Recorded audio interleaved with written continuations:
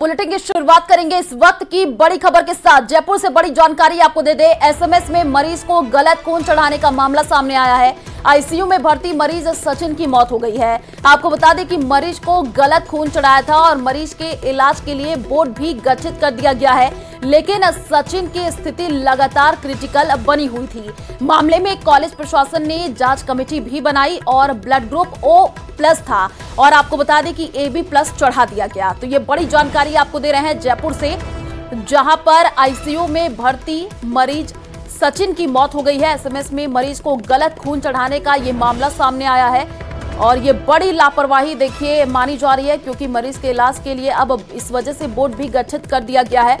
जयपुर से ये जानकारी। सचिन की स्थिति लगातार क्रिटिकल बनी हुई थी और गलत खून चढ़ाने का ये पूरा मामला जयपुर से निकल करके सामने आया है। मामले में कॉलेज प्रशासन ने जांच कमेटी भी बना दी है और ब्लड ग्रुप O+ था और आपको बता दें कि AB+ चढ़ा दिया गया। तो ये बड़ी लापरवाही अस्पताल में हुई है। जयपुर से ये बड़ी जानकारी आपको दे रहे हैं, जहां पर आईसीयू में जो सचिन उसको भर्ती किया गया था, जो हालत है उसकी क्रिटिकल जो है वो लगातार बनती दिखी थी। उसके बाद से अब जो अपडेट है इस पूरे मामले में वो यही है कि सचिन की मौत हो चुकी है। इस वक्त की ये बड़ी जानकारी आपको दे रहे हैं, जहां पर एसएमएस में मरीज को गलत खून चढ़ाने का ये पूरा मामला है। आईसीयू में सचिन की मौत हो गई है और मरीज को आपको बता दें कि गलत खून चढ़ाया गया था।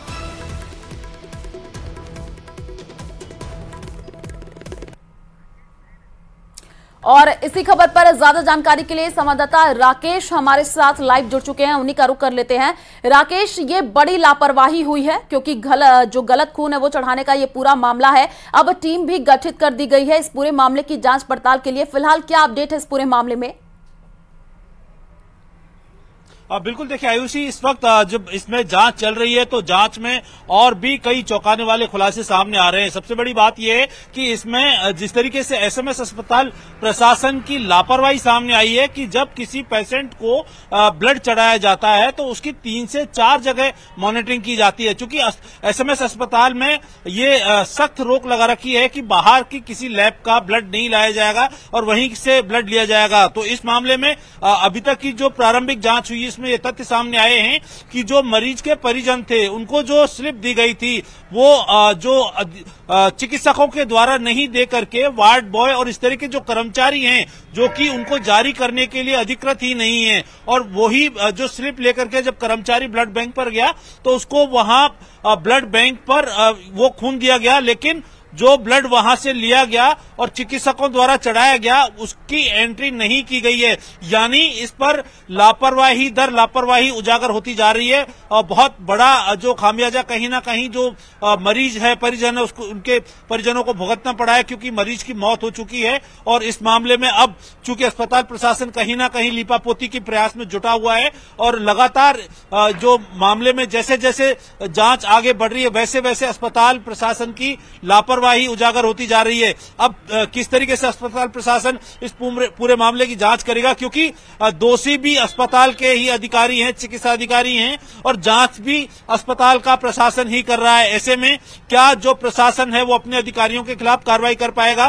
क्योंकि जिस तरीके से इतनी बड़ी लापरवाही आई है कि चिकित्सकों की और जो अस्पताल के कर्मचारी हैं उनकी लापरवाही के कारण एक व्यक्ति को अपनी जान से हाथ धोना पड़ा है। एक परिवार का जो सदस्य है वो एक परिवार लगभग उजड़ गया है। तो अब इस मामले में अस्पताल प्रशासन ये दावा तो कर रहा है कि जांच की जा रही है, जांच रिपोर्ट के आधार पर कार्रवाई की जाएगी, लेकिन अभी तक जांच के नाम पर ऐसी कोई बड़ी कार्रवाई नहीं की गई है कि जो संबंधित दोषी हैं उनके खिलाफ सख्त एक्शन लिया गया हो या इस तरह की घटना की पुनरावृत्ति ना हो। इसे रोकने के लिए कोई सख्त कदम उठाने की जिस तरह की जरूरत है वो भी अभी तक सामने नहीं आई है। यानी जांच के नाम पर खानापूर्ति की जा रही है और पूरे मामले पर पूरे सिस्टम ने चुप्पी साध रखी है, चूंकि बेहद संवेदनशील और गंभीर मामला है और एक मरीज, उस मरीज की आज मौत हो चुकी है। बिल्कुल राकेश, देखिए एसएमएस प्रदेश का सबसे बड़ा अस्पताल और वहां पर अगर ऐसी घटनाएं निकल करके सामने आती हैं तो जाहिर सी बात है कि कई सवाल भी खड़े होते हैं। राकेश, जैसे कि आप बता रहे हैं कि टीम भी गठित कर दी गई है, लेकिन अभी तक कोई जवाब देने को तैयार नहीं हुआ है। अभी फिलहाल आप वहां पर पहुंचे हो, लोगों से बातचीत हो पाई हो या किसी डॉक्टर से बातचीत हो पाई हो, परिजनों का इस पूरे मामले में क्या कहना है? बिल्कुल, देखिए परिजनों से हमारी बात हुई, चिकित्सकों से बात हुई। चिकित्सक चूंकि इस मामले पर चुप्पी साधे हुए हैं क्योंकि लापरवाही अति गंभीर श्रेणी की है ये, और एक इसमें मरीज की मौत भी हो चुकी है। तो इसमें निश्चित तौर पर जो दोषी चिकित्सक हैं, जो दोषी कर्मचारी हैं, उनके खिलाफ हत्या का मुकदमा दर्ज करवाने की मांग की जा रही है, क्योंकि एक तरीके से ये पूरी ये ऐसी नहीं है जो गलती से हुई हो, ये ऐसी लापरवाही है जिस ब्लड को चढ़ाने के लिए 4 से 5 जगह उसकी चेकिंग की जाती है, लेकिन कहीं भी चेकिंग नहीं हो रही। ये एक पेशेंट के साथ हुआ है। अगर इस तरीके से इस अस्पताल में, जो प्रदेश का सबसे बड़ा अस्पताल है, जो दूसरे राज्यों में जिसको मिसाल के रूप में पेश करते हैं, वहां इतनी बड़ी लापरवाही, अनदेखी एक पूरे प्रदेश में लोगों में एक बहुत ज्यादा इसको लेकर के एक संवेदनशीलता अस्पताल को लेकर के है। लेकिन अब जिस तरह की लापरवाही यहां पर आ रही है, चिकित्सकों की मनमानी सामने आ रही है, उसको लेकर के अब प्रशासन जो है वो कहीं ना कहीं बैकफुट पर है, क्योंकि अगर चिकित्सकों पर कार्रवाई की जाती है तो चिकित्सक धमकी देते हैं, आंदोलन करते हैं, कामकाज का बहिष्कार करते हैं, जिससे मरीजों को परेशानी होती है। वहां पर मरीजों के परिजनों को एक तरीके से कहें कि वहां पर चिकित्सकों के द्वारा एक बंदी के रूप में बना करके रखा जाता है, ना तो वो अपनी आवाज खोल सकते हैं या बोल सकते हैं। अगर वो विरोध करते हैं तो उनके खिलाफ वहां पर एक्शन करने के लिए जो है अस्पताल प्रशासन के साथ साथ चिकित्सक भी उन पर लामबंद हो जाते हैं, परिजन अकेले पड़ जाते हैं, पूरा अस्पताल का प्रशासन उन पर भारी पड़ जाता है।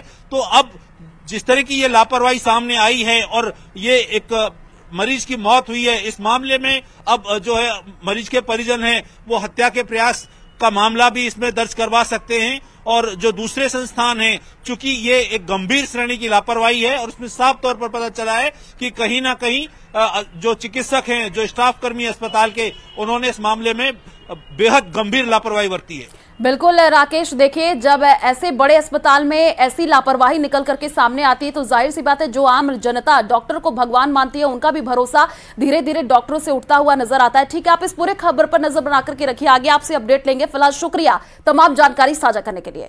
तो जयपुर से बड़ी जानकारी आपको दे दें, लोकसभा चुनाव में एनडीए का मिशन 400। आपको बता दें कि राज्यों में महिला सहायता समूहों में सम्मेलन होंगे और मंडल स्तर पर 7 मार्च को कई सम्मेलन होंगे। पीएम मोदी सम्मेलनों को संबोधित भी करेंगे। शक्ति बंधन अभियान के तहत संबोधित प्रधानमंत्री नरेंद्र मोदी करेंगे। तो इस वक्त की यह बड़ी जानकारी आपको जयपुर से दे रहे हैं, जहां पर 7 मार्च को कई सम्मेलन मंडल स्तर पर होने हैं। प्रधानमंत्री नरेंद्र मोदी सम्मेलनों को संबोधित करेंगे। तो इस वक्त की ये बड़ी अपडेट आपको जयपुर से दे रहे हैं, जहां पर आपको बता दें कि मंडल स्तर पर 7 मार्च को कई सम्मेलन होने हैं। लोकसभा चुनाव में एनडीए का जो मिशन है वो 400 है। तो देखिए राज्यों में महिला सहायता समूहों में सम्मेलन होगा, प्रधानमंत्री नरेंद्र मोदी संबोधित करेंगे। शक्ति बंधन अभियान के तहत प्रधानमंत्री नरेंद्र मोदी का यह संबोधन होना है। जिस हिसाब से देखिए आने वाले दिनों में लोकसभा की चुनाव की तैयारियों में बीजेपी पूरी तरीके से जुट चुकी है और यह कहा जा रहा है कि इस बार एनडीए 400 के पार। तो इसी को लेकर के अब प्रधानमंत्री नरेंद्र मोदी लगातार बैठकों का दौर जो है वो भी तस्वीरें हमने देखी है जो लेते हुए वो नजर आए। अब प्रधानमंत्री नरेंद्र मोदी सम्मेलनों को भी संबोधित करेंगे। आपको बता दें कि शक्ति बंधन अभियान के तहत ये संबोधन होगा। और इसी खबर पर ज्यादा जानकारी के लिए संवाददाता बाबूलाल हमारे साथ जुड़ चुके हैं। बाबूलाल, देखिए लगातार ऐसी तस्वीरें अब निकल करके सामने आ रही हैं कि बीजेपी पूरी तरीके से लोकसभा चुनाव में जुटी हुई है। यह कहा जा रहा है कि 7 मार्च को कई सम्मेलन होंगे जिसको प्रधानमंत्री नरेंद्र मोदी संबोधित करेंगे। जी देखिए, देश भर में 7 मार्च को बड़े स्तर पर बीजेपी शक्ति बंधन कार्यक्रम का आगाज कर रही है और प्रधानमंत्री नरेंद्र मोदी उस दिन पश्चिम बंगाल में होंगे। बहुत बड़ा कार्यक्रम